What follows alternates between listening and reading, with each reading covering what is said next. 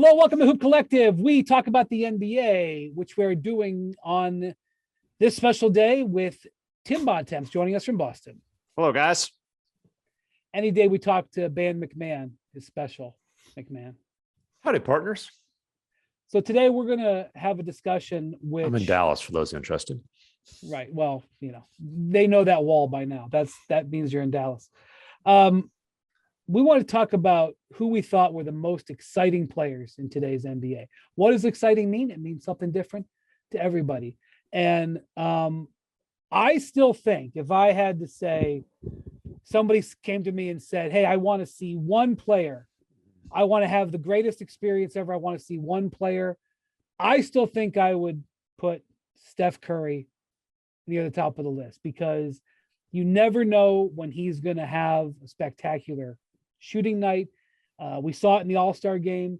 Like, it used to be that you would always remember seeing a guy throw down a power dunk. Now you see Steph have a red hot quarter. That is an indelible memory. So I think Steph should still be on the short list, guys. Steph would have been at the top of the list for me coming into the season. And I agree. There is nothing like when Steph Curry gets hot. Especially if you're in, I haven't seen him do it in San Francisco, but, back at the old arena in Oakland, when he has the home crowd, and it's like every time, it's even before he goes up for a shot, as you can see him gather, and as you can see him setting his feet, there's just this sound, this like kind of excited gasp of anticipation as the ball's in the air. And a lot of times that thing's flying from like 35 feet out. So the ball's in the air for a while. Just the you can hear the crowd, and then the explosion when it splashes through, or sometimes the shock. Oh my God, red hot Steph Curry actually missed an off dribble 35 footer. I can't believe you know what? it. When he's going and there's a heat check coming, like the anticipation of just a possession that happens. Like he doesn't even have the ball yet. Yeah. Like everybody's watching him like run around. Like, oh my gosh, he's hit 3 out of the last 4. Here comes another one. Well, and you saw that in the All-Star game. Screens. You saw that in the All-Star game. Like everybody in the game, you're in the game of stars on the court, right? You got Giannis, you got LeBron, you got Joel Embiid, all these guys, and like everybody basically stopped to just watch Steph shoot the ball. Right. People get to games 90 minutes early to watch Steph shoot the ball. Right. In his warm-ups, and it's a show. I mean, it's a show. I remember when I was doing, stuff for our social media side during the KD and OKC conference finals, part of my deal was to get a decent seat and record Steph shooting from the logo. I mean, that was just part of my game day routine. And it's amazing. Like, he's going to hit 50% of those every single time. If not 75, 80, shoot, sometimes 100. And so there's nobody else in the league who, part of the full experience when you buy a ticket is to show up, a couple hours early to make sure you see his warm up. Yeah. So, I mean, I felt for a long period of time, I would have told anybody that you come to see LeBron James play, he will do something that will make you have a memory, whether it's in warm-ups, whether it's in the game, whether it's a pass, a block, a shot. I don't know if he still ranks near the top of that because he's lost some of his explosion. He still has the capability to win a game with some. I don't know if he qualifies as exciting anymore, but if you haven't seen LeBron live, you got to do it though. Yeah, I would say it's more of an importance than an excitement, though. It's like if you haven't seen him, you should see him because it's obviously somebody you need to see play, but it's different than some of these other guys at this point. But he's still capable of the highlight stuff, and then now part of the LeBron experience. That if for the full entertainment, what you got to do, watch his body language, especially when he doesn't get the ball or when one of his teammates turns it over. Watch LeBron's transition defense.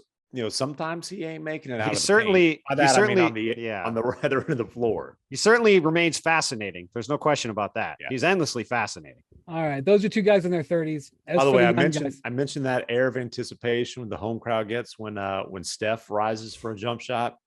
The complete opposite sound, the polar opposite when Russ goes up. It's instead of a gasp of anticipation, it's like a horror show, a horror movie and a comedy all in one. It's just this. It's actually kind of amazing that he knows that they're gonna groan, and he still shoots it anyway. A lot of times, he just doesn't care. There have been some times where I think the crowd has groaned him out of taking a shot. All right, so those are the older guys. Some of the younger guys, I think LaMelo Ball is right there. I think he's not a guy who's going to necessarily do it with his scoring, but anywhere this guy is on the court, he can throw a pass. He's one of the most dynamic and exciting passers. Like when I was a kid, it was near the end of the Magic Johnson time, but I used to marvel at the way Magic would pass it.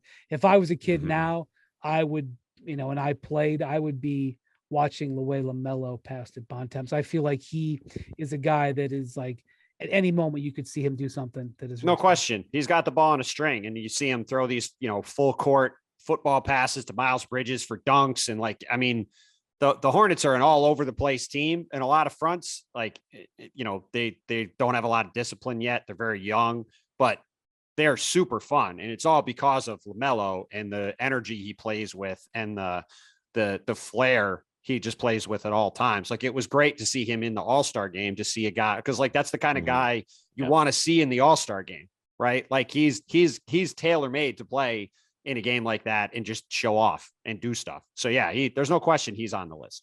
No, he plays NBA games like he's playing for the Globetrotters, and right. he might get hot and be knocking down 30-footers, but the creativity as a passer and the fact that he's got Miles Bridges to finish a lot of those lobs. Bridges. Yeah, that team is just throwing alley-oops all the time. They throw more alley-oops than any team I've seen, other than maybe one other we'll talk about in a minute. Well, and then the other thing is, in a Hornets game, there's going to be plenty of highlights at their expense as well, because they are absolutely atrocious defensively. So you will get your entertainment value for sure. I find it hard to believe that this guy is not going to be the guy that we pick here, because he's must-see TV now. Ja Morant, who's not picking him? Who's not picking him? I'm saying you need to read listening comprehension, bro. Okay, yeah. I don't see how we're not going to give this guy the crown. He is the answer. He is the answer. Yes. Ja Morant, who exploded onto the map because of his playmaking at Murray State.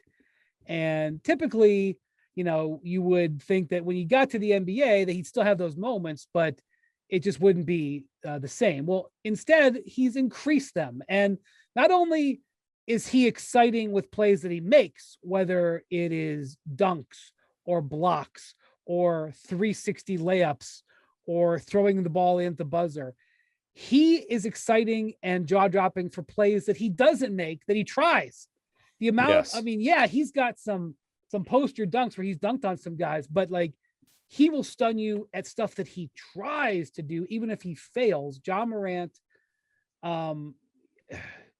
talk about league pass. He shouldn't even be on league pass. He should. Well, they're starting to get a lot of national TV games because they are so exciting. There's we've talked a lot about just how fun they are in terms of personality, in terms of style of play, and there's going to be 3 or 4 times per game that Ja does something acrobatically that just makes you shake your head and laugh.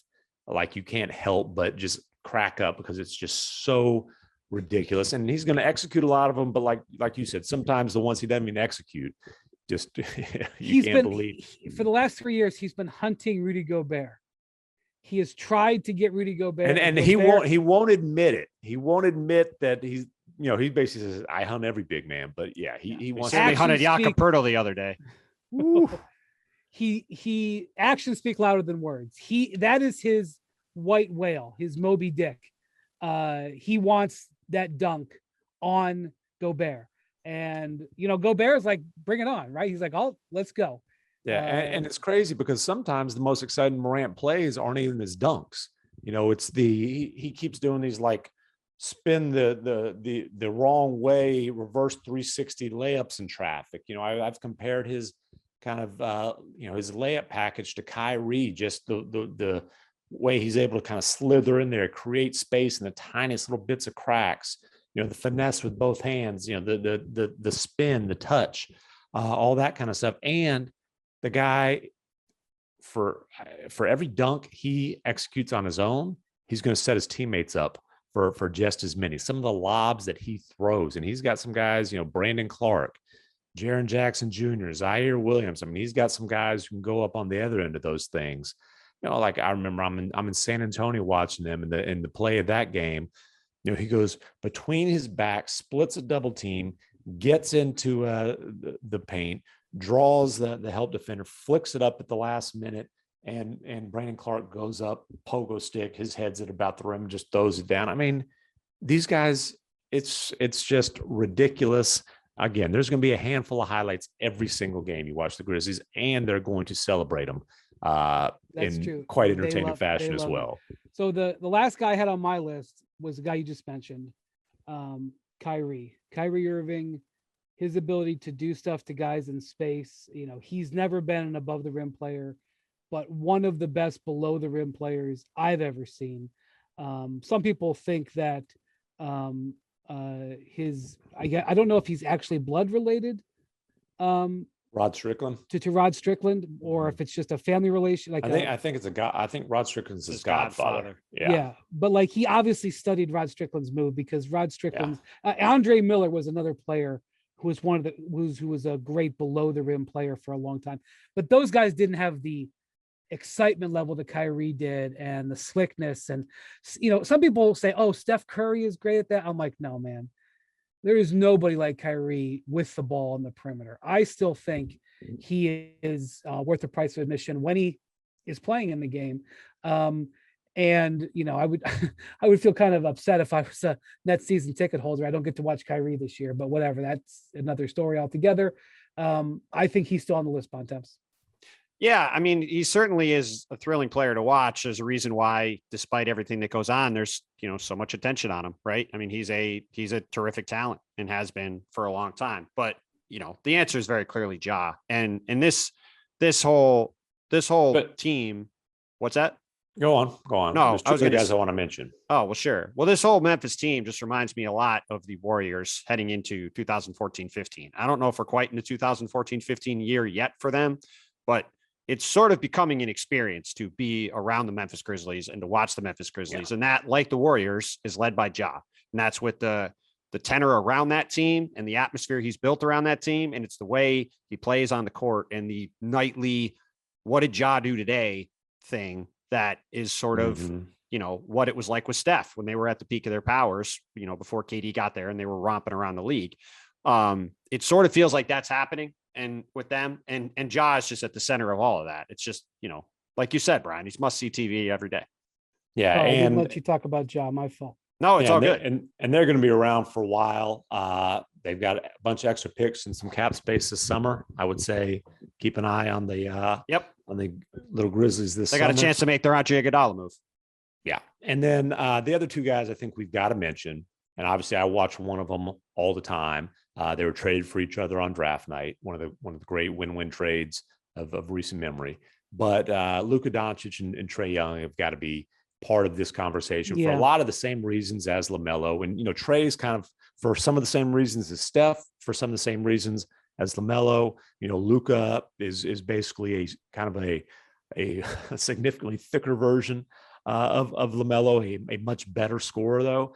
And I would say, to maximize the experience with both of those guys, you got to see them play in a road arena, because they both got, pretty big mouths, and they both enjoy the interaction with the in hostile territory with the opposing fans. Luka's taken to, it seems like every road game, there's going to be one fan who Luka decides that he's going to bark back at. There's a dude in Utah, and Luka said I said, what happened there, Lucas? And the guy, he always says, they were very rude or whatever. And then he said, I just told him, thanks for paying to see me play. He says that'll be his response from here on out. But I'm telling you this, if you pay to see him play, you're probably going to get your money's worth. And again, the same with every guy we've mentioned. But Ja Morant would certainly be at the top of my list now. I mean, it's He's a fun risen conversation. above Steph Curry. It's a fun conversation. You but can it's mention guys like unanimous. Giannis and Jokic and all sorts of guys. The only other guy I would quickly mention too is Joel Embiid at this point with his skill level is like watching a guard. Like he does all the stuff that like Jason Tatum does. And like he'll catch the ball he'll grab a rebound, go coast to coast, dance around a guy and like try to rip the rim off with a dunk. Like he just does wild and then stuff try to bait him into a tech on the way back down the court. He will also do that too. But his skill level is just off the charts and he just does stuff that kind of makes your jaw drop. I get to see him a lot now. So he's right up there too, but like, you know, you could go down a lot of players, but I think Ja and the Grizzlies are the pretty. And then he'll tweet about him after the game. He'll also do that. And he'll say stuff in the press conference too. That's the Embiid package. He'll dominate on the court, try to get him a tech, talk about him in the press conference, even if it's aggressive, and then tweet on the ride home. All right. Thanks for taking part in this, guys. Thanks for watching this Hoop Collective Short. We'll talk to you guys soon.